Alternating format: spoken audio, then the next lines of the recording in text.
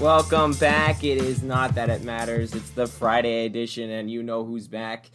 It's Nathan Casey, and look, you may be in Arizona, but it's 102 here in California. So I feel the heat today. I'm gonna be honest. Yesterday it was this hot as well. I had no idea it was even this hot. It's supposed to be this hot here this weekend. Yeah, welcome. Yeah. Enjoy the sun. The sun, well, it's not that, it's the heat more than the sun, but we've had a lot happening. My sport is now over. It's unfortunate that it's over, but the silly season's going to begin. NBC Sports is gone out of the NHL. Good run. It was nice to have them. But we're on to bigger, better things than ESPN. The Lightning. Oh, they went to ESPN? Yep, ESPN and TNT are the next two TV providers. It's going to be. I don't know about TNT, but look at TNT, what they do for the NBA. That's true. Yeah, I just like ESPN because you get it no matter what. Right, they're the main TV provider. It's going to be they're the main TV provider, and it'll be a good time. We need to grow the game, and that's the best way to do it. But I don't know if you watched Game 5 of the Lightning and the Canadiens, but Ross Colton, who wasn't even drafted in his normal draft year. He scored his fourth goal of the playoffs. He was kind of just showing that the Lightning, Kucherov was a second-round pick, Point was a third-round pick, Colton was a fourth-round pick a year after he was supposed to be drafted. So it just shows you the Lightning, again, just their top guys were shut down, and their depth really prevailed. And then, obviously, Conn Smythe winner Andre Vasilevsky really helps. Well, I mean, while the Lightning were definitely deserving of the Stanley Cup this year, I don't think anyone can really argue that. The Stanley Cup Finals kind of like disappointed me in comparison to like all the other series that we had to watch. I agree. In the playoffs, like it wasn't even close. Like it was a stomp. Like I was kind of like, I watched the first couple games and I was like, I'll be surprised if the Canadians get a game. I wasn't surprised they got a game. I mean, I always expect at least every team to take at least one at home, even if it's totally outmatched. So, I'm happy for their fans, but I mean, I don't know if you heard Nikita Kucherov in his post-game comments, but not only shirtless, he's now sponsored by Bud Light. And he says, the Montreal fans acted like they won the Stanley Cup after they won Game 4. Like it was 3-0, and they knew full well that they were going to win that series going into that last game. So it's fun to watch, and there's other NHL news coming out right now. As I just made you aware beforehand, is Vladimir Tarasenko of the St. Louis Blues has requested a trade. Now, what makes this interesting is he has a full no trade clause in his contract. He's making a cap hit of $7.5 million, so it's not a crazy big cap hit. Plus, we'll see if the Blues can retain any salary. He's only got this year and next year left, as in 21-22 and 22-23. But there's a few places, and based off what you saw in the playoffs, do you think that these people would be fits? And the three teams I'll give you are the Calgary Flames, the New York Islanders, and the Edmonton Oilers. What do you think, and what do you think of the three, based off what you've seen and watched, would be the best place? I didn't think about Calgary. Interesting. Right, Calgary, I mean, they've been underwhelming. We thought they were going to be better. They missed the playoffs again. They got Jacob Markstrom, their star goalie. They signed him in the offseason. They have Mark Giordano. Matthew Tkachuk might get traded. Johnny Gaudreau was underwhelming again this year, as well as Sean Monahan. So they need scoring depth. They have Elias Lindholm, but like the top guys that they have to be their core just haven't been their top guys. So I think that's why Calgary is kind of in that mix. Yeah, so I mean, then I guess the question for the player is like, you have a team like, New York Islanders who overperformed probably in comparison to what most people thought they were going to do going into the playoffs. I would agree with that, yes. And you have, Edmonton who arguably underperformed. Right? I don't know if arguably. I believe they did. And now I don't know. Don't get me wrong. I think, you have McDavid and Draisaitl, right? But you need that scoring winger that, you can't always have McDavid and Draisaitl together. So could Tarasenko, and remember, he's coming off the shoulder injuries. He's coming off just playing in his shutdown. Like, his value's at all-time low. So I don't even know if the Blues can get more than just a first-round pick and a mid-level prospect from them. Well, yeah, and if he's waiving that no-trade clause, right? Right. It kind of just sounds like it's up to the player to decide where he wants to go, or who can give me the best offer or the most money. Well, no, right? the money's not the difference. His contract is set. It's $7.5 million. It's he gets to pick and choose what team he wants to go. So if he says, if the Sabres trade for him, he'd be like, no, I don't want to go there. But if the Oilers trade him and he's like, yeah, I get to go play with McDavid, I'll go there. It's pick and choose. Well, I mean, if he wants to try to go and prove that he can, carry a team, then I guess pick Calgary and go actually get them into the playoffs, Right. and see if you can go a couple rounds deep, right? Right. And the last time they were in the playoffs, they lost in the first round to Colorado, and that was the year the Sharks beat That was the year the Sharks had the Game 7 against Vegas, and then Colorado beat Calgary, and then the Sharks beat Colorado in the second round. Who, by the way, is yet again Stanley Cup favorites already for next year, and everybody's like, "Oh, time for another Colorado." Yep, Colorado. Time for another second round exit is what everybody's saying. Yeah. So we move forward here. We'll move forward here to some Arizona sports. We've completed 2 games in the NBA Finals. I almost just said the Stanley Cup Finals again. We completed 2 games in the NBA Finals. Giannis Antetokounmpo, much better, looked healthier. 42 points on 40 minutes, 15 to 22 shooting, 12 rebounds. So his knee looks better. I think you saw that knee injury, if I'm not mistaken. Yeah, I mean, I look at that injury and then I almost question his decision to play the first 2 games of this series if they were just going to lose like this anyways. Well, the first game, I definitely think he was limited. I mean, he had 17 rebounds. I mean, he was just in the paint. He didn't shoot any threes. This game, he was 15 to 22 shooting, commanded the ball, 1 of 5 from 3, but 12 rebounds, 42 points other than 20 in game 1. So I think he definitely felt better. And there were, I don't know if you heard my shows on Wednesday, but there's almost 2 days off in between every game. Mm-hmm. So there were 2 days off before this game too, and there was another 2 days off now as they travel to Milwaukee. So each time that they don't play, he gets another rest to rest that knee, which if there's nothing injured, it's probably soreness, and rest, if only thing, helps that. Yeah. So the big storylines though is Jay Crowder. I mean, the quote that he had a double last night, 10 rebounds, 11 points, 37 minutes. Booker again was stellar, Ayton with 11 points or 11 rebounds, 10 points, another double. Chris Paul was there, but can I get your take on this, Nate? Is the fact that in Game 6 against the Clippers, the Suns, when Jay Crowder said after the game, is once Beverly pushed Paul, he said we mentally broke them. Do you think that's a similar scenario here? Is that they're just so physical and mentally like in the Bucks' heads because of maybe Giannis's injury, and they're playing on that as well? Like, do you think that's a possibility in this series? I mean, teams in contact sports like basketball, hockey, soccer, any of those, right? There's always a proper amount of physicality that if you want to go and affect another team, that you can go do that within the rules of the game, right? Yeah. And, in a sport like basketball, in the last 5 years, people have been decrying like the players are soft, they keep falling over to these fouls, right? It's like the Suns are they play hard almost every single second of the game, and as an opposing team, if you're not prepared for that level of physical play, it can be like uncomforting or unnerving almost. And it almost makes you kind of to add on to that, like, to know, like, going into every game, to know that you have a weakness that they continuously exploit that you can't fix. Mentally, that wears you down. Well, and I mean, when I've played soccer, when I've played midfield before, right, what you're always told by like your center backs behind you or the coach, right, is if someone's going to receive the ball in the midfield, make sure that they can hear your footsteps when you're running up to them. Right. Like, I mean, same thing, like, I'll go one step right? further in hockey. If I'm going on a breakaway or I'm close to a breakaway, if I hear footsteps behind me, like, I know I have less time, I'm going to want to shoot. Yeah.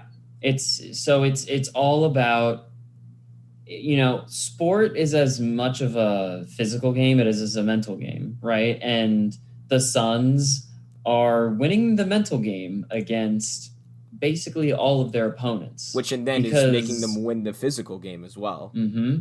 And, you can, it's obviously it was pretty obvious with the Clippers, right? When you had the huge shove on a player, right? Ball's not even in play, play's not even going, right? That's a very obvious thing to see and go, oh, okay, well, you're just, you're completely gone, Right. right? Haven't seen that yet from the Bucks, but We'll see. And then they head back home. I mean, do you think what do you think? Are we gonna get Suns and 4 guy again? What's gonna happen here? it's the Suns and 4 guy. Kind of like you were saying with the Stanley Cup Finals, right? I'd be surprised if the home team didn't take at least one. So do you think they only get one, or? I don't know basketball as well, but I've been watching the last couple games, and it's like the longer the game goes on, the better the Suns get, just because they just wear their opponents down. And then in the last, 12, 15 minutes of the game, you can see how much energy has just been sapped from the opposing players because of the previous 3 quarters, right? Exactly, and that's what happened last night. I mean, the Bucks tried to push back. They, in the second quarter, the Bucks were outscored by the Suns 30-16. Mm-hmm. So they were down at halftime. They were. I got to do quick math here. It was 29-26 Bucks at the end of one, and then plus 30. That's 56. 29 plus 16. Do some quick math for me. Was that 50? No, 40. 29 plus 16, 45. 45. So then it was 50. It was 56-45. So after being up 3, I mean, they just ran away, and then the Bucks only outscored the Suns by 1 in the third quarter, 33-32, and then they tied the fourth. So there was just no way the Suns just shut it down and just played even with them, because they knew they just needed to close the game out. They didn't need to go on a closing run. They didn't need to do anything special. They just shut them down. And yet again, I think free throws, like I said on Wednesday, makes a difference. The Bucks were better. They were 15 of 23, but 12 of 14 for the Suns. The Suns also went 20 of 40 from the 3-point range, and the Bucks went 9 of 31. So that does help.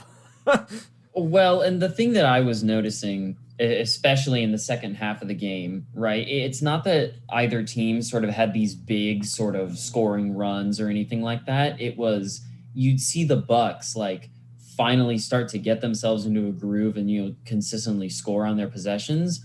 But the Suns just never let them generate any momentum. Almost every single time Bucks scored, Suns just walked it right back down, scored again. Right. It was just go 1 for 1 like they did the entire of the second half. Yeah. So it'll be interesting. We got another 2 days off as a travel day. Now I don't mind that as much when they travel. For the Stanley Cup Final did the same thing. Well, they did something similar. Stanley Cup Final, they did 1 day off between games 1 and 2, and 1 day off between games 2 and 3. But they had 2 days off between games 3 and 4. That might have been a scheduling thing, or in terms of what was happening. Not too sure about that. But the NBA, I'm not a fan of this 2 days off basically between every game. It slows it down. I understand it's rest. Right, so they played game 1 on Tuesday, the 6th, and they didn't play until, they played game 1. They had 1 day off between game 2, and then they played game 1 on Thursday the 8th, then 2 days off, then they're there. Then I don't mind the 2 days off for Sunday for the next 2 games, and then it's another 2 days off between games 3 and 4. And it's 2 days off in between every game from the rest of the series starting from now. Other than games 1 and 2, when there was 1 day off, it's 2 games off between every game, and I'm not a fan of that, especially when there's no travel. I mean, we've discussed sort of the element of fatigue that these professional players have been going through, right? Because all of their schedules were just so messed up, right? And the last thing you want to happen, I mean, especially as a neutral, right, is to have a big player go down with an injury, right? Or have multiple people go down, right? Because one, no one likes to see that. And, this is what these guys do for a job, right? I don't want to, have the league scheduling basically determine of, oh, sorry, I forced you to play too many games in too short of a time, and now your hamstring's gone. You're starting to sound like LeBron. Well, no. LeBron's comments at the end of his series were kind of funny. But I told you guys this was going to happen at the beginning of the season. Shut up, LeBron. I mean, again, I really do think that for a lot of professional athletes, there's major fatigue going on, and um, and I think a lot of them, because if we think about it, right, basketball and hockey, right, and the normal soccer season already ended, but I think there's going to be a lot of them who are going to be really thankful for an actual break this year. Definitely. I would completely agree, and I think that's something interesting. I will say this, relating back to the similar schedule with hockey. So hockey ended almost a month later, almost exactly a month later than it normally would, because July 1st is usually the first day of free agency. 2 weeks from today, today's July 9th, that Friday, two weeks from today is the expansion draft for the Seattle Kraken. So, I mean, the silly season is what everybody likes to call the offseason, is going to get going right away. We could see lots of changes both in the NBA. I know Adam Silver talked about the play-in tournament, but I didn't see if he was going to continue it or not. But I think we have some more important things to talk about, and that's what is coming up on Sunday in the Euro 2020 final. And before I let you comment, there was a TikTok circulating around on June 7th, I believe, is when I looked it up yesterday, because I was telling another friend of mine about it. It was a guy just put up, he goes, I'm a time traveler. It's going to be England versus Italy in the final, and he had the graphics correct, and said it was going to be 2-1 Italy. That's resurfaced now. That was posted a month ago, before, in the middle of the group stages. So it's not an unreasonable prediction, honestly. No, but it was very interesting, and if it's 2-1 Italy, that's pretty funny. Is it a coincidence, or is he really a time traveler? Who knows? But no, before we get into England-Italy preview, was it a penalty for Raheem Sterling? No. Why? It was not. So a couple things, right? I see people making the argument of, oh, well, he's dribbled around 3 people, right? And then there's contact. It's like, okay, I agree that there's contact. Does Sterling need to scream like he's been shot and fall over and look at the ref with some puppy dog eyes? First of all, no, he doesn't need to do that, right? Second of all, from the referee's angle where we see him standing, right, and I referee. So from his angle, it definitely can look like it's a knee-to-knee contact, and Sterling goes over yelling, right? Because knee-to-knee contact is awful in any sport, right? Yeah. It's a foul, right? But we also have to consider the situation that we're in. We're in extra time in a European semifinal, right? And VAR is now a thing. Video assistant referee. Yeah, VAR, so video assisted referee, right? Which checks very specific incidents in soccer. It checks any red card offense. It checks all goals, offsides, and the little known one. Do you know the little known one? Pop quiz. Is it in a penalty kick? Is it if the keeper comes off his line? That's just in the goals category, basically. Then what does it tell me? It's a mistaken identity. Oh, I didn't know that. That's kind of that's smart. It's exactly, he wants to make sure the foul is on the correct person. Well, it's the joke of you're either Kieran Gibbs or you're Alex Oxlade-Chamberlain, right? Yeah. By the way, they look almost the same. They look very similar. Yeah. So that's why they were mistaken. But yeah, so that's what VAR checks for, right? And why the VAR officials? So for people that aren't as familiar with how soccer does their instant replay, right? Normally, like the MLB has a headquarters in New York, right? And then the NHL, I think, has one in Toronto. Right. Am I right with Correct. that one? Yes. Right. VAR there's a second set of officials who are also at the game. I believe it's 4. Mm-hmm. But they're up in I don't know. They're sequestered. I have no clue. They're in a video booth with tons of screens. But they're in a video booth, right? And I don't think the fault lies on the center ref for making the call, because he's calling what he sees on the field. Right. And he's he's a great ref. And that's the whole point is having this video VAR, is to make sure that if they plays like this, which are so crucial, right? Because in that situation, the ref is at the top of the box, just past the penalty spot. He's looking through 5 to 6 players making this call. At first glance, at full speed, it looks like a foul. And he's also got the linesman, right? Who should be helping him. But it's strange to me that VAR said, hey, we know that you think you're 99% correct on this. Let's make it 100. Come have a look at the monitor. Right. So VAR just come look. VAR right? has the ability to call over a referee to go to the sidelines in between the benches, where they can stand and go look at the play on replay themselves. It's the NFL booth that you see the ref go into, and they have this, and not only that, but they have discussions with the video assistant referees. In this situation, the referee did not go over there and have a look, and he just awarded the penalty. And that caused some controversy because, and I'll tell you this, he was running on screen. He was running far, like up the screen. So he was on the near side running towards the left. Now he was on the near post. At first glance, I thought it was a penalty. On second glance, it looked like he went over. There were two plays. There was one where it looked like he was going to get kicked in the shins, but he didn't. It didn't really touch him. It missed. And there was another player coming in from Sterling's left side that looked like it was going to almost body check him to the ground. But before he could, Sterling went down. Now, I believe if Sterling stayed up, he would have been fouled.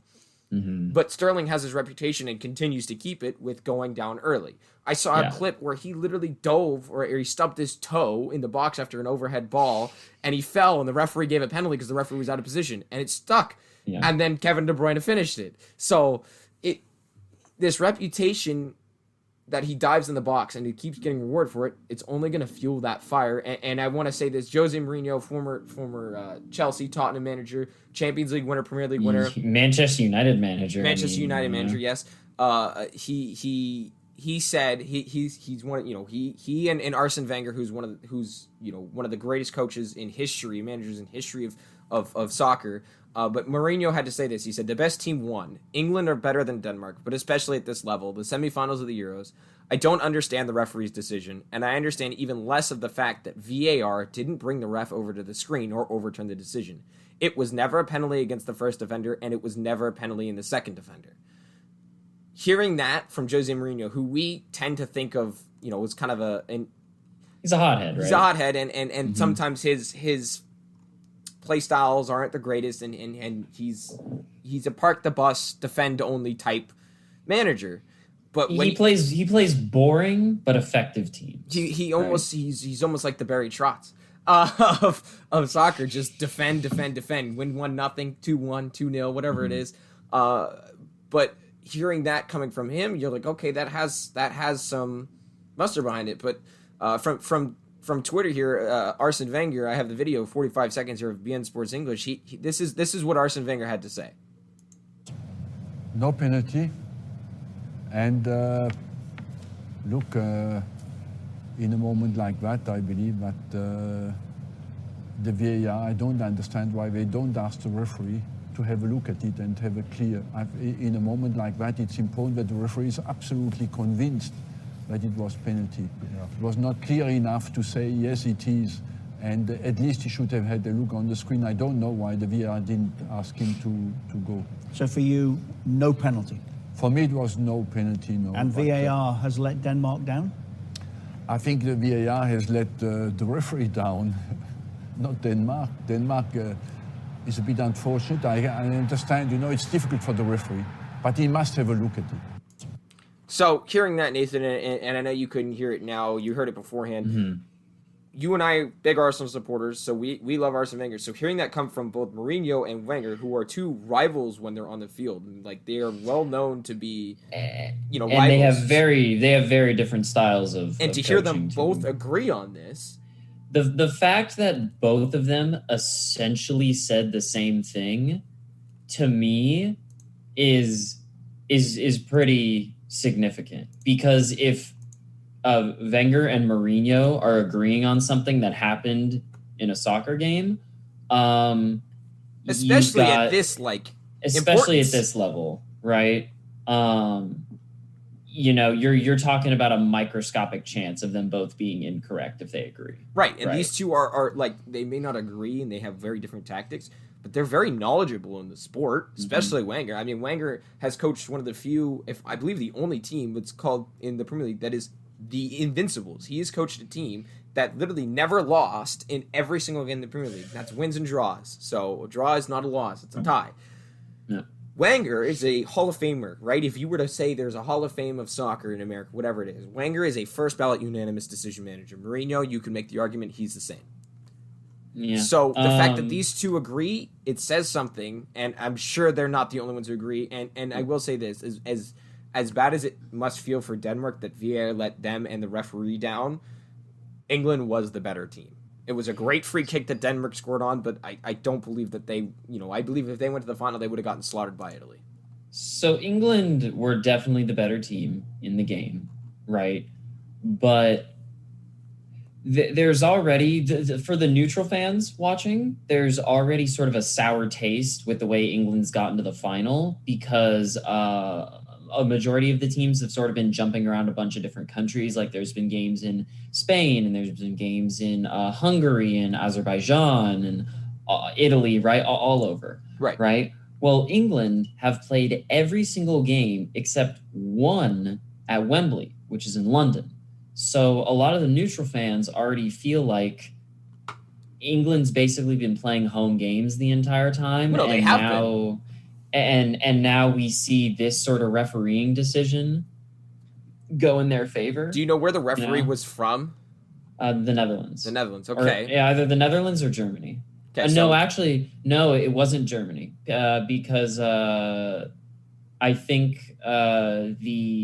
some England officials made a big stink about the fact that why am I getting a full set of German referees after I just knocked Germany out of the tournament? So I think they got the Netherlands because they were on the other side of the, they never met. It does. I mean, either way, it's supposed to be a neutral. They do that in all situations. So depending on what country it is, they put they put a set of referees that are not from either of the two nations, and like you said, in most cases they usually don't do it from a team that just got knocked out for any and you're not supposed to allow historical rivals, right, country-wise, to ref each other. So a German set of referees in a final with Italy would be very shocking, right? But it's interesting to me that both Wenger and Mourinho sort of touched on the fact that, it's not the referee that has the referee technically made a mistake here. Yes. But he has a VAR safety net that's supposed to assist him. Right, and I think emphasize the fact that it's right? a safety net, right? It's the fact that they have this ability, and VAR, not necessarily the referees, can say, come look at this, so we can have this discussion. Whoa. Yeah. So, it's a bit, it's disappointing. It leaves a bad taste, but on the other side, Italy, they took penalties, but oh man, was that Jorginho penalty cheeky? That was so cheeky. Oh my God. For those who didn't see it, he needed to score to win in the 5th round, and he does every penalty he ever takes. Jorginho of Italy, he walks up and right before he shoots, he does this little hop, and right as he did that, it's so dumb, but it works. He sent the keeper to the left, and he just rolled it on the right and won it. It was perfectly taken. He sent the keeper the wrong way. It was technical. It was perfect. It was. I mean, the only way for me to describe it was cheeky because it was just, that was dirty. It was one of the ones because he didn't power it in. He just passed it into the corner. But I think that should bring us to our preview here of what do you think is going to happen. Now, I believe the time traveler might be correct, and I think you might agree with me, but I don't believe it might be as much of a one-sided thing as you believe. This is a classic case of sort of what the heart and soul feels about the game versus what the mind feels about the game, right? The heart and soul says this is England's first European final since 1966. Right. And the team and the country that they played in that final doesn't exist anymore. They played West Germany in that final and won, right? So England have not been to a major final for, will this be that's more than 60 years, I think, right? 66, yeah, it's just under 60, I believe. Just under 60 years, right? So sort of, the passionate soul feels like, you know what? It's time. It's time. Maybe England can go and take this, right? But I think about the matchup of Sterling and Kane versus Bonucci and Chiellini, and I start laughing. And don't get me wrong, for both of them, they're Chiellini's 36 and Bonucci's 34, I believe. These two have been strong defenders not only for Juventus, their club team in Italy, but for Italy as a nation. is this their last hurrah? I mean, they want to win something before they go. Like for Chiellini, the thought is he's not going to go. He's not going to be on the Olympic, not the Olympic team. He's not going to be on the World Cup team next year. And quickly, a little, not that this matters. I forgot to mention that the Olympics start 2 weeks after Sunday. So the teams that were in the Euros that are going to the Olympics, again, there's continually no rest time because when the Olympics end, they have about 3 weeks again till their club season start. I'll just give you a small reminder, Max. Olympic soccer is U23. You have a certain number of players over 23 that are allowed to play for an Olympic team. Right, and even still, though, a lot of these players in these teams have gotten younger and younger. Look at Bukayo Saka of England. He's 19. Or Pedri. Or Pedri. Spain, right, he's exactly. 18. But going back to the game. Yeah, so again, right, sort of the whole passionate soul of a, soccer fan, right, thinks, it's sort of a fairy tale kind of for England, right, to win the Euros at Wembley. Oh, yeah, right, 100%. would be for England would be an incredible achievement, right? Now, has their path to the final been significantly easier than Italy's? Yes. Absolutely. And we've said that. What did I say? I said, and when we were previewing the knockout stages, I said this. I said, if England can get through Germany, they should make it to the finals. Should. Mm-hmm. Now, did they? Yes. And we said the same thing about Italy's. If they can get through the first 2 rounds, they should make it, which they did. Maybe we're time travelers. But I look at Italy's attack with sort of these rapid, creative players like Insigne and Immobile, Chiesa, right? And Chiesa. Oh my gosh, Federico Chiesa. This has been a breakout turn for him. We know awesome player. He's been right? Up and coming. He's been really good. He plays the striker role for them. He's been terrific. And I think about the center back pairing that England has in the form of John Stones, who's a good defender, and then, as he is jokingly referred to, the 80 million pound refrigerator in the form of Harry Maguire, who right? has had a good tournament, I will say. Who, in all fairness to him, has had a great tournament, but at the same time, has he really been under all that much pressure? No, England, like you said. Really. I mean, they beat Croatia 1-0, and then it was Scotland and Czech Republic. And the Czech Republic, right? Those teams are not meant to be. Czech Republic had a good tournament, but England was supposed to win that group, and they did. And then you look at Italy; they were in the group of death with France, Portugal. Or sorry, no, they weren't in the group of death. They were on the side of France and Portugal. Yeah. And their first game, I believe, was against Portugal, I believe, in their bracket. Yes. I think so. Yes. So right. They've had, and then like you said before, the travel. They now have to, although they played, both semifinals were played in London, England at Wembley, so that I think will help. And Italy did play first, so they get the extra day off and they get to scout. Now, it's going to be interesting because Gareth Southgate, the manager for England, has changed his tactics depending. He's got so many wild cards. It's crazy. He has changed his personnel and his tactics based off the opponent they're playing. The thought is he's going to go with a 4-2-3-1. That's 4 defenders, 2 holding midfielders, 3 attacking midfielders, and 1 main striker. Going into the 4-3-3 of Italy. So it's going to be interesting if he changes. Maybe he starts Foden this game. Maybe Sancho comes in. Foden has not done enough to. I agree. Foden has done nowhere close to enough to even argue for a starting spot in the final. And the Arsenal fan in me wants Bukayo Saka to keep playing well. I'd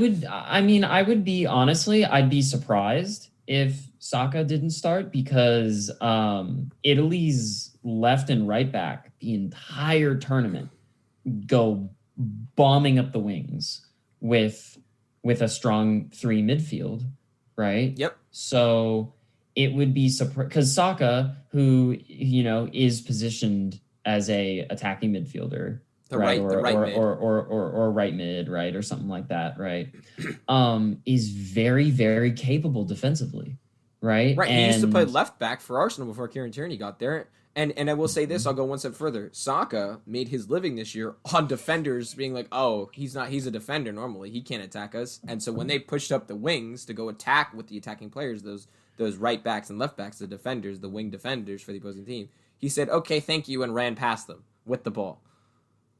Yeah, so it's just I can't see. Well, I mean, if England can manage to win it not in extra time, they could do it. But I think if it goes to extra time, I disagree. know. I think it's the other way around. I think because of Really? fatigue, because I think England can win it not in extra time, but I think if it goes to extra time, I believe England has an edge in extra time. Penalties, no, I don't think they have an edge. And it's England and penalties, so they're cursed at that. And so far, we haven't had to deal with that. I mean, it almost happened in Harry Kane because of the penalty Sterling. Schmeichel, the keeper for Denmark, stopped it. Probably should have held it, but it bounced right back to Kane, and they buried it. It was a horrible penalty take, but I think because they have traveled... Tottenham players, am I right?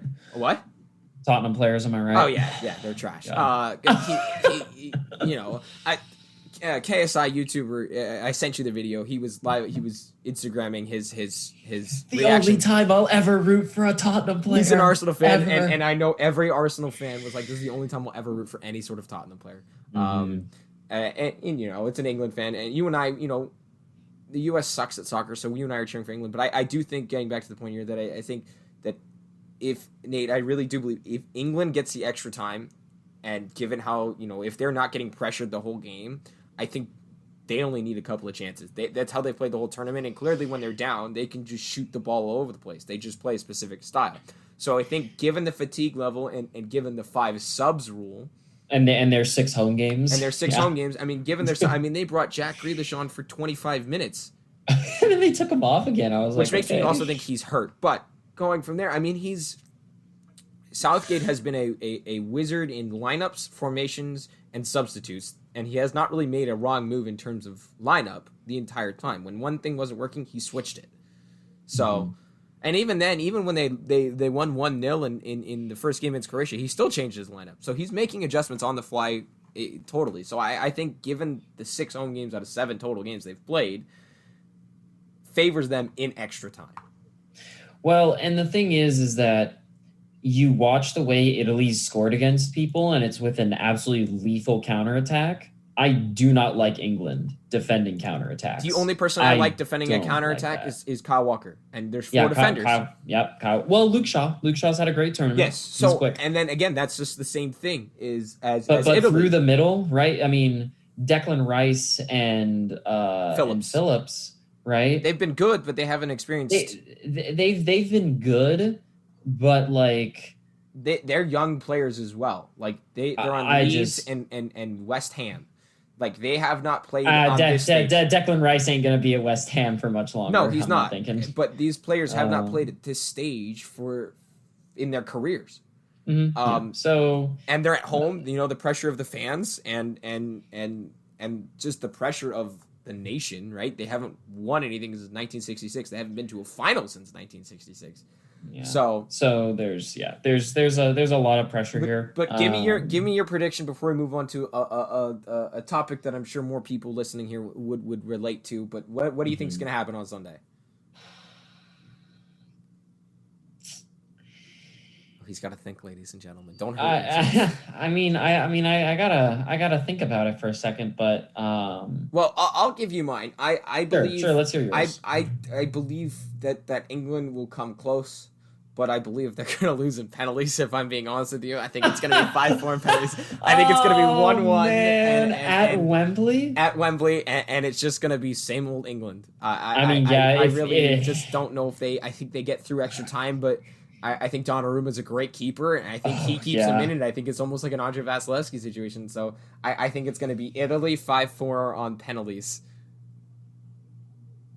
3-1 Italy. 3-1 Italy. Has Italy even scored 3 goals in a game? England, when you watch them push up forward, and I mean, hey, maybe Southgate tells them to not do this, right? But I think about England's defense and their center midfielders, and I compare them to Italy's midfielders and forwards, They almost cancel each other out. the The defenders don't. The midfielders do, I think. The midfield is about equal, but if England's midfield gets bypassed, whether that be a ball from Chiellini, right, or Insigne. Insigne, right, Bernadette, or Jorginho, right? Yep. He's had a great season. If their midfield gets bypassed, I am not liking the prospect of the center backs versus an Italy striker. All right, so what's the prediction? 3-1. 3-1? Oh, that's right. You said that. 3-1 Italy. 3-1 Italy. Yeah. Well, Sunday at noon, it's going to be a fun game to watch. Before my heart wants England to win. I really want England to win. So do I. It'd be a fun story. In my heart, but I don't see it happening. I don't. Well, I'm going with the curse. So I mean, and then You're we going also with the have to penalties watch for the curse, time yeah. travelers. So 2-1 Italy in regular time. But before we move on here, we do have a fun segment here. Nathan and I are going to go March Madness type bracket filling out. I have 2 printed out right here for the people that will be watching this on YouTube. Check it out. It should be Max Miller Sports, or just search my name. It'll be a picture of me, and then you'll see. I only know 2 of these players. But we'll see. But before we do that, Peak Clothes. I've been preaching it. Bench 2, $5 off. PeakClothes.com. PEAK Clothes.com. Bench 2, like Derek Jeter. BENCH, the number 2. All right, so we move on to the All-Star game. The Astros are leaving because they don't want the fans. I'll give them the... Can we talk about that? Briefly, I'll touch on that. I will say Correa's wife is pregnant, so I'll give him the benefit of the doubt. He gets a pass. But Altuve, who's having a great season, by the way, he's not cheating this year, so we think, why did they need to cheat? Is opting out because of apparent leg injury, and he needs the 4 days off to rest and recoup. I would like to think that's so he doesn't have to deal with the fans. I mean, let's just say that the reception for those Astros players that were involved in that cheating scandal has been icy at the best when they're in opposing parks, right? There's that, there was that clip where George Springer is at the A's stadium, right? You can hear that guy yelling, right? And he's not swearing or anything, but he's like, "You cheater! You don't get off easy just because you're not in Houston." Well, I mean, right? I went to A's Astros game a couple weeks ago, about a month ago, and Altuve's at the plate, and I'm like, "You cheater! You effing cheater! You suck!" First pitch, he hits a home run. I just started laughing. But so I mean, we've been over this topic a little bit before. I think any Astros player that was involved in that cheating deserves absolutely everything that comes their way. Yep. You cheated to win a World Series, and this year is showing that they didn't need to cheat to win. They're having a great season. Why did you shocking cheat? Thing. You didn't actually. Well, I mean, how many Game 7 series did they have in that playoff run, or Game 5? Well, they cheated for 3 years. Mm-hmm. So, and then won 1 World Series out of it. So, but moving on here to the All-Star game, Shohei Ohtani, pitcher hitter, home run extraordinaire, leads the league in home runs. His longest home run this year is a 470-foot bomb. He goes up. He's the number 1 seed going up against Juan Soto of the Nationals. So I'm a little surprised in this. Nate, give me your first pick. I'll write it down, and we're going to revisit this next week. Nate, give me your first pick between the 1 seed and the 8 seed. Does Shohei Ohtani get it done? Remember, it's 3 minutes. There's no longer the outs. With 3 minutes, they get a timeout in the middle, and if they hit 2 home runs, I believe it's over 430 feet, they get a bonus 30 seconds. So, between Ohtani and Soto, who do you have moving on to the semifinals? I just think about Ohtani's power when, like, he's having to hit 85-mile-an-hour curveballs or sliders or, like, down and in fastballs, right? How easy is this guy just going to rake when he's got a hitting coach throwing him 60-mile-an-hour fastballs? It's also in Colorado. They're a mile up in the air. Oh, my God. So I think he's going to have some majestic ones. I'll tell you that much. Oh, do you think he breaks 500 feet? I don't know. 500's far. I don't know. He might hit 500 feet in projected distance. I don't know if he can actually get a ball true. to go 500 feet unless he hits in the park. Yeah, I believe unless he goes way up. Right. That their right field is higher up. They have the bullpens over there. I believe if they have a right-handed batter like somebody like Pete Alonso or Trevor Story, they might be able to touch it, but it's going to be close. So do you have Otani? Yeah, I was gonna have Otani. All right, so we'll go down to Salvador Perez, who's been just Mr. Steady, playing in every single game, catcher for the Royals, versus the reigning champ. Because remember, we didn't have one. Reigning champ Pete Alonso. He beat Vladimir Guerrero Jr. in that great 2019 home run derby. This is the 4 versus 5 seeds. Who do you think wins this matchup? Gotta back the champ, I think, right? I mean, he's like I said, he's 2 right-handed batters. So and Pete Alonso, I mean, yeah, he's only got 16 home runs this year, 17 home runs this year, but he's got power, he's got pop. Since his rookie year in 2019, he leads the MLB in home runs out of everybody in the league. Yeah. So Pete Alonso is your pick. And this is a contest based on the amount of home runs you can hit, isn't it? Yeah. that would genuinely that would definitely be the goal. So I would agree with you. I'm going to back the champ. The Lightning. You can't write them off until they actually win. Now here I think is going to be a fun one.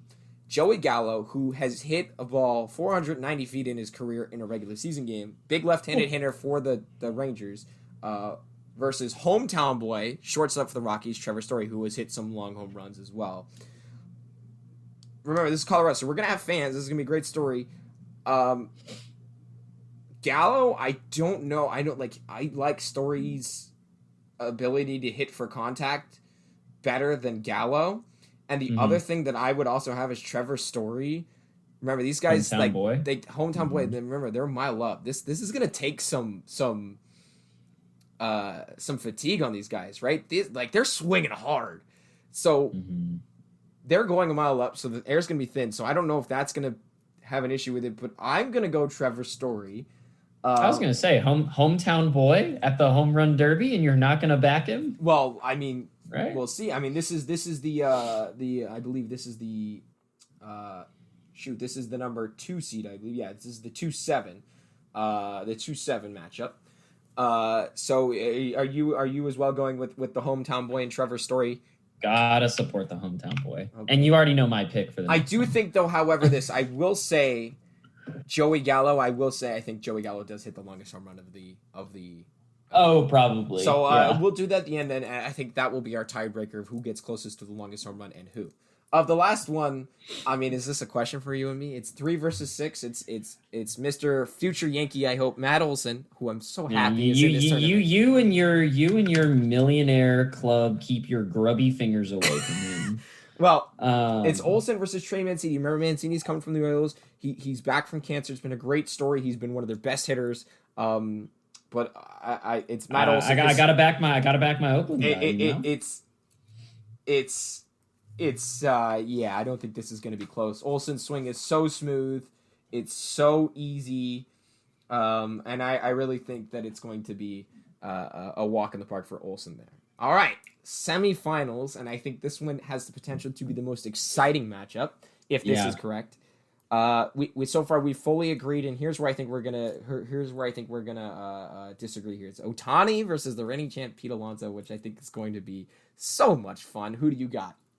I'm gonna back the guy in form. Which is who? Otani. Otani. You're gonna go show. I'm gonna go. This guy's a sicko. You kidding me? He's hit how many home runs? I have to think about that.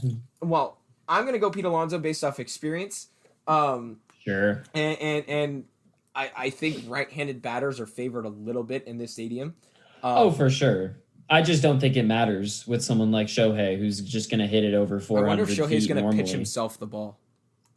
And then run and then go hit it kind of like Snoopy does. Not sure that'll work. And then we're going to go here. Are you going to stick with Matt Olson? I got to stick with Matt Olson. He's going Matt. So Olson, so the AL West, final, Angels versus A's. And unfortunately, I am going to have to disagree with you here. I'm going Trevor Story. And I am going Trevor Story to win the whole thing, hometown boy. And here's why. I genuinely think that this takes so much out of you that it's either, if it's not Trevor, and my final is Trevor Story versus Pete Alonso, I can only see those two winning it because Trevor Story is adjusted to the elements. He knows it's higher up and he knows how to swing and he hits. They're both right-handed batters. And Pete Alonso has experience with this. He knows how to pace himself. I'm gonna go Trevor Story winning this whole thing. What about for you? You got Matt Olson versus Shohei Ohtani. Are you gonna stick with Matty O, or are you gonna go Big Shohei? Trying to think about how they'll both be after 2 rounds of home run derby. Right. And it's gonna be fun. This is gonna be one of the best home run derbies of all time. I think this is a great group, and I feel bad in Colorado as well. Yeah, I feel bad for Soto and Mancini unless they win, and Perez. I just don't think they hit. They can't match up with all these other power guys. Matt Olson or Shohei? 2 left-handed batters. They both like waving the bat out. Shohei's got the bat up. Olson's got the bat in front of him. They've got the big power swings. I also like that they don't like swing their bat around when they're like batting. Well, yeah. I mean, Shohei. I mean, like I said, like for those watching on YouTube, Shohei Ohtani's just got he's got his bat up high, and Olson's got his bat out in front of him. They don't move it. You much. know, I need the mythical man to grow another size. I'm gonna say Shohei wins it. Shohei wins it. So you're sticking with the favorite, the number 1 seed. Oh. Well, it's not like he's going to win a trophy at the Angels anytime soon, so I got to get him a trophy. And Mark Trout's still out. So I will say this: if Pete Alonso loses to Shohei Ohtani in the second round, which might happen, I believe Shohei Ohtani will beat Trevor Story. But I think, given that it's a bracket, I think Pete Alonso beats Shohei Ohtani. Trevor Story wins. Now, our tiebreaker, instead of on our bracket here, by the way, yes, it's written down. It's in writing. We will compare next week. And if you want, Nathan, we can put a little bit of a wager on this too. I think we should. We'll put what about a $10 wager here? $10 wager. $10. Well, up it at 20. Who do you think I am? A Yankees stock owner? Like, well, I don't know. Dude. You're one of the big boy job. My rink is closed right now. But for longest home run, who do you think hits it and how far? Oh, I mean, has to be Gallo, right? So you're going Joey Gallo. We'll do 2 tiebreakers because Gallo is also my pick. Okay. So it has to be Gallo, right? I don't think anyone else is going to hit one further than he will. Okay. So then the other question is, do we want to go Price is Right rule so you can't go over? Or do we want to just say closest to? I think we should just do closest. I was thinking just closest, yeah. All right, so Joey Gallo, I think his longest home run will be 487 feet. I think he comes close. I don't believe anybody hits 500. And for Joey Gallo, what's your footage? 500. On the dot? Flat. On the dot. Okay. And then for my second pick, Think about this guy in a Colorado stadium. Yeah. Especially in the first round when he's completely fresh, he could absolutely set one. My second pick is going to be Pete Alonso. Mm-hmm. I believe he hit 480 in his home run derby. I think he hits 494 feet for Pete Alonso. Okay. And for you, your second pick for tiebreaker, who do you got? I'll go with Shohei. He's going Showtime. And 488 feet. All right. So if we can't determine who hit the longest home run, or what we could do here, actually, let me do this, is we give our prediction for the longest home run for every player. Whoever gets the most right after the bracket also wins. We'll do a points basis. So let's do that actually. So let's go down. This is getting very complicated. It's getting very You know what? Then we'll just stick to 2. We'll go from there. Just stick to 2 because odds are is that we're not going to need 8 tiebreakers. Right. So here's the brackets, ladies and gentlemen. Nathan, in round 1, has Shohei Ohtani over Juan Soto. He has Pete Alonso over Salvador Perez. He has Trevor Story over Joey Gallo, hometown boy. Matteo over Trey Mancini. Matt Olson makes it all the way to the finals, and he takes on Shohei Ohtani, where Matt Olson does end up losing to the Angels pitcher Unicorn Man. His longest home run is Joey Gallo, 500 feet. His second longest home run is Shohei Ohtani, 488. For me, we have differing second rounds, which then differs our championship, which I think is good. It's not the same thing, carbon copy, which is going to be fun. But we both have Ohtani winning the first round. I've got Pete Alonso in the second round, but I have Pete Alonso making it to the finals. I got Trevor Story going over the finals over Matt Olson, and I do believe the hometown boy of Trevor Story wins it all. And I believe Pete Alonso hits the longest at 494, and Gallo right behind him at 487. Now we've got a few minutes left here, and so we can talk about a few things, but I want to gauge your interest on how you think the All-Star game is going to be played. I don't know if you've seen the All-Star jerseys, but man, are they horrific! And I might need you to go take a look Wait, at are them. they really bad? Right. So you remember in years past, they would always just say, "Oh, wear your team's uniform." Right. If you're the road team, you just wear your team's road uniform. And they're genuinely horrible this year. They're like team assigned. Ew. Yeah, there you go. You see them. Describe them to me. What did you see? Oh God, it's like He has no words for it. I'm just confused. They're like t-shirts. They remind me of like just jerseys. I like the hats. I think the hats are really cool. With the purple Colorado star behind it and then a red logo. I think it's cool. The hat is cool. But the whole point, you get to see these great jerseys and colors and all these, the Yankee pinstripes. You get to see, I wouldn't be, if you want to wear American or national jerseys like they used to do for the home run derby, go for it.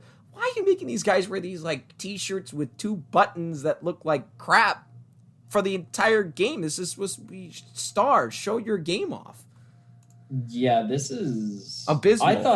I thought they were just wearing their sort of normal regular jerseys, which is like what they did normally every year. used to do. Yeah.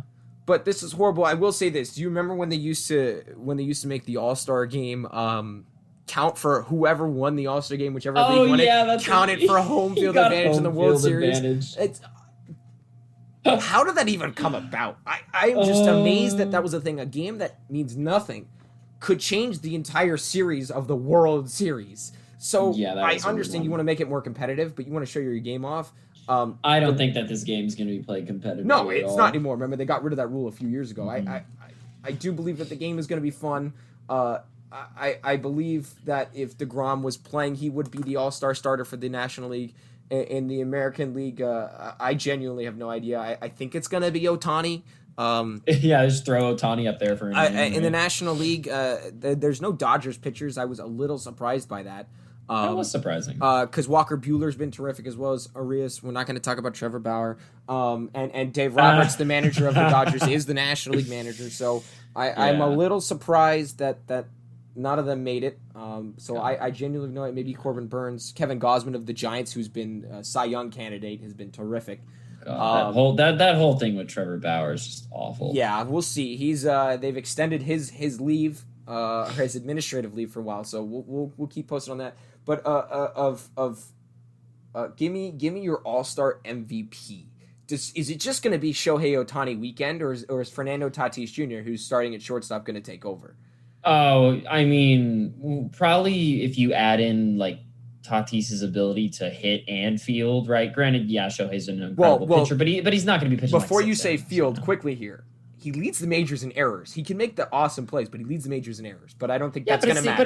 But it's the All-Star game. It's all about flair, you know? This isn't about, oh man, right? I went for the sick play, messed it up a little bit, right? In the All-Star game, everyone kind of shrugs that off, you know? Right. So give me your MVP before we head out of here. Who's your MVP? So you're going to go Tatis for your MVP? Yeah, that's what I'm thinking. I think the team MVP is going to be Shohei Ohtani. I mean, he's going to pitch. I wouldn't be surprised if he has an immaculate inning and he's going to hit a home run in the game too. I mean, it's Ohtani. He's going to play. He's going to be good. And my dark horse MVP, Corbin Burns. He's been terrific. He doesn't walk anybody at the Brewers. Yeah. He's been very good. And then I think Trevor Story is going to have a great game. I think Trevor Story is going to have a great weekend, possibly because he's probably done in Colorado after this year. But Nathan, thank you so much for joining me. It's been a terrific show having you on. We're going to talk. We've got the wager. I'll buy you Canes. I'll send you money for Canes. How about that? And you can buy me some food here. Whatever. We'll figure that out. But Nathan, thank you for joining me. Is it going to come home? Is football coming home? It's coming Rome, unfortunately. Oh, no. Yeah. This has been Nothing That Matters. Max Miller here. Nathan Casey. Thank you all for listening.